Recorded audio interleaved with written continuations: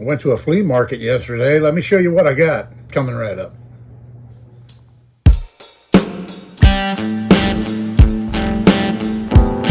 Hello everybody, thanks for coming back for another video. Hope your day's going great. I'm glad you're with me today. So I went to a flea market yesterday. I drove up north. Hadn't been to this one in a long time. And I found a few things. I thought I'd share them with you. So here's a shot of the place I went to.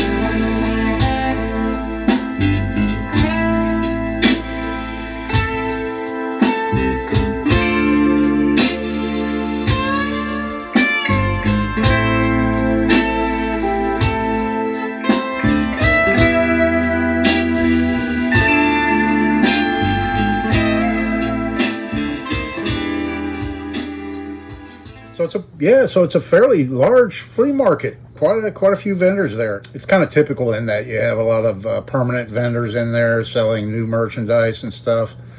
But I went particularly on 1 weekend a month. They have what they call garage sale days, and anybody can just pull in there with their car. So they pay $8 for a little area to set their tables up at, and they can sell whatever they want.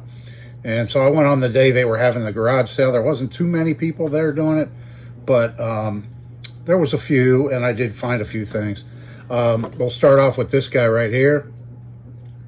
There's no brand on it. It's a typical 8-inch old carbon steel carving knife. It has some rust on it and a few dings in the handle. There's some paint on it. And you see, not in the best of shape. And I have a ton of these. The 8-inch carving knives. I seem to find the 8-inch carving knives more than any other kitchen type knife, more than the butcher pattern. I like the butcher pattern blades. But like I said, I have quite a few of these. So let me go ahead and get this one cleaned up, and I'll be right back. Okay, and I'm back. Here it is. So what I did, I took about 2 inches off the blade and made it into a 6-inch. I sanded the handles down, got some of the dings out of it, and put a coat of boiled linseed oil on it real quick. Just one coat so far. I'll put a little bit more on it. And then I forced a patina with some mustard on the blade. The edge didn't come out perfect as far as looks go. Little spot there. But what's the main feature an edge needs to be, right? Sharp. So I think it'll work. So yeah, nice brass rivets on this. Like I said, I have a ton of 8-inch carving knives. So now I have a 6-inch. And I left a lot of the character in it. I didn't try to get character out of it or anything like that. It's an old knife. It might just be from the 60s. I'm not really sure. No maker's mark on it anywhere, but I'm happy with how it came out. What do you think? Okay, the next item I got at the flea market yesterday is this old hatchet. Little boy's hatchet, camp hatchet, whatever you want to call it. Pretty rusty. It's not a vintage, I don't believe. There's no maker's mark or anything on it. I believe this is a Asian manufactured. If you look and you notice here the top with the putty, this might have been or not putty, but you can see the top filled in with that plastic, red plastic. And it's also around here. There's some kind of, I don't know, plastic filler material or something around the handle. The handle itself's in pretty good shape, other than being weather beaten. I saw here and I was like, oh, somebody was drilling a thong hole in it, but they didn't go all the way through. And then upon closer examination, it's a mason bee filled that in there, it looks like, with mud. And it doesn't look like the thong hole's exactly centered through it or whatever. It looks kind of offset. Yeah, let's get this thing cleaned up. It's pretty rusty. You can see it's looking pretty rough, but it hasn't been beat on a bunch. There's some slight mushrooming going on. Not bad at all. You can see that. So yeah, let's get this into a decent looking and usable hatchet again. Be right back.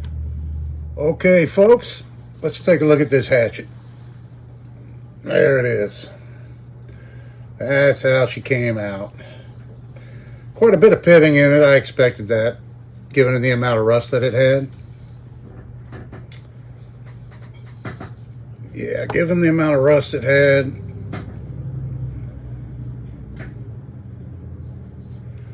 But overall, not too bad. I mean, it's a good usable hatchet again. And I got it shaving sharp. So I sanded the handle and I used some dark walnut stain on it, just to kind of cover up some of the dark blemishes and stuff that it had. So I didn't have to try and sand all that out. Yeah, I gave it a good heavy coat of dark walnut stain. And then I just waxed it. I put some paste wax on top.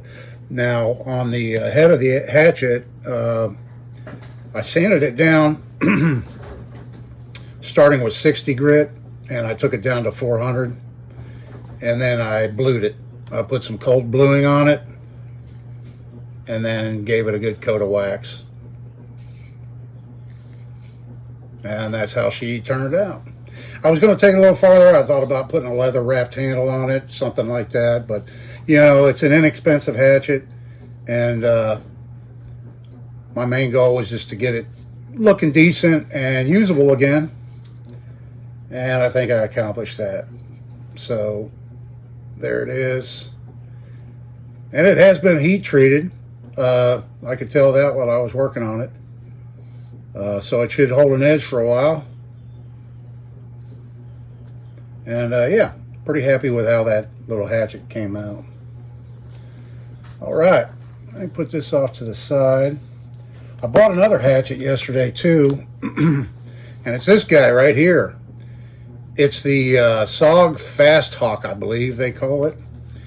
And it's a throwing hatchet, but I read online some people use these as survival hatchets and stuff too. This is the polished version. So this is the polished version. They still sell it. And here it is.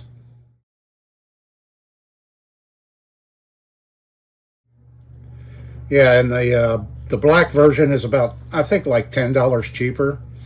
This thing was sitting outside at this guy's place. It's got like some kind of glue residue.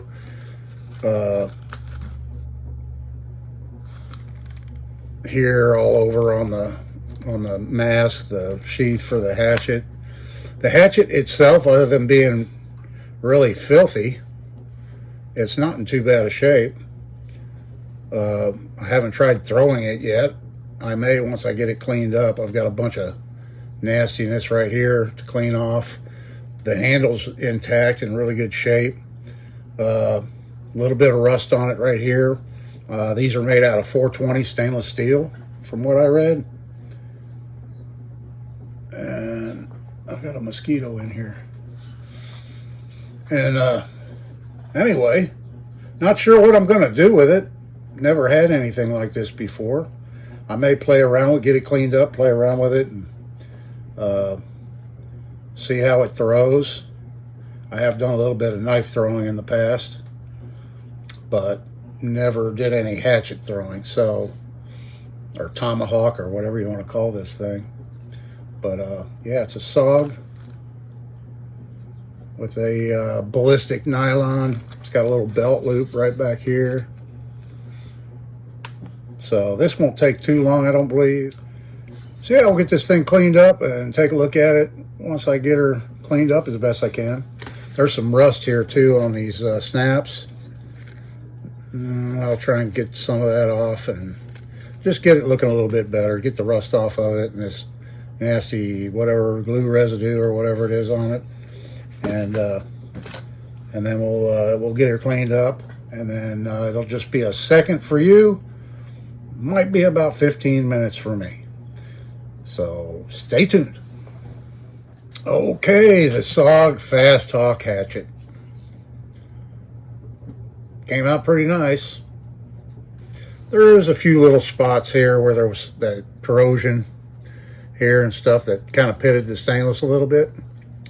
But overall, it almost looks brand new to me. The sheath is a different story. I'll get to that here in a second. So yeah, I think this thing still sports the factory edge. It's never been sharpened. It's got a little bit of an edge on it right now. It's not shaving sharp, but it's got a fairly decent edge. It's never been sharpened. Other than it having that glue, a little bit of rust on it and stuff, that glue or whatever it was. It's on the sheath too. The backside, I think, has more of it there. I managed to get some of the rust off of the snaps. The front side's got a little spot here. The chrome plating is coming off of these snaps right here. But I put a little bit of silicone oil in these snaps because they weren't wanting to snap very good before, and that fixed those up pretty nice. So the snaps are working good. The sheath is looking a little bit better, at least not having any rust on it. And so there we have it.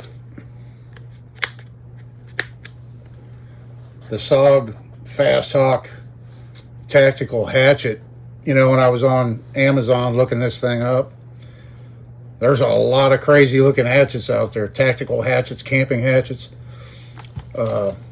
Some of them priced up like $160, $170.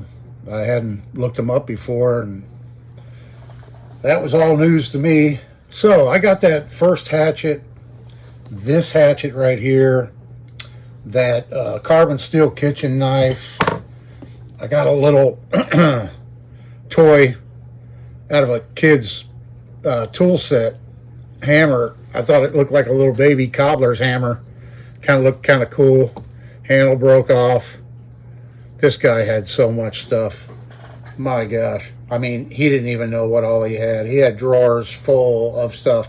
I could have spent all day going through everything he had and still not seen it all. No exaggeration whatsoever. This guy had so much stuff. So I'll probably go back, although he didn't give me a great deal. He wanted for that hatchet, that rusty hatchet I just fixed up, the kitchen knife, this little hammerhead, and then this thing, which is broken, but I only bought it for the bits because it has all the bits in it, because I'm going to be restoring this Stanley, and it has 3 bits I think inside, but they're broke off. There's only one that's intact, and this takes, even though this isn't a Stanley, it takes the same bits. So I bought this.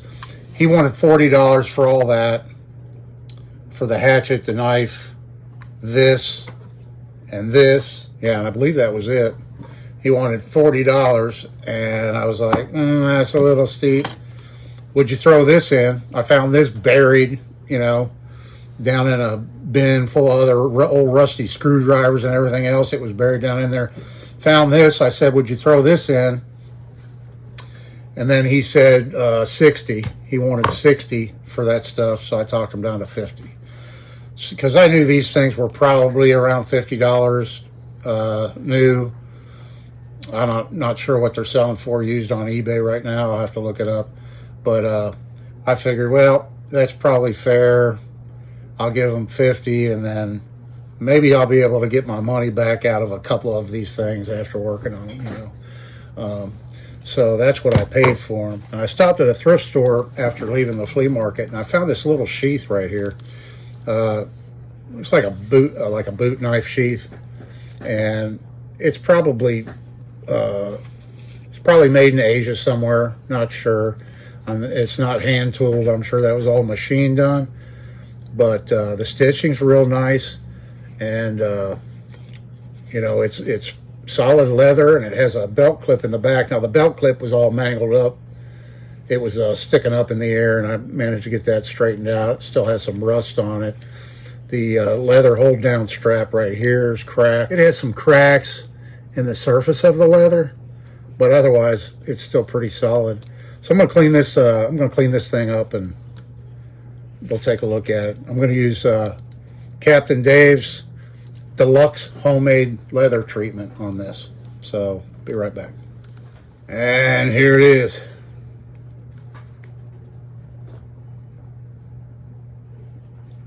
Just a couple of minutes. I put a nice healthy coat of my my leather conditioner. I keep it in an old Sterno can. I make it with food grade beeswax and mineral oil. I buy the food grade beeswax on Amazon in a pellet form, melt it down in a double boiler, add a little bit of pure mineral oil to it until I get it to a pretty nice consistency. It'll thicken up as it cools, but you can make it thicker, thinner, whatever. Mine's kind of like the consistency of peanut butter.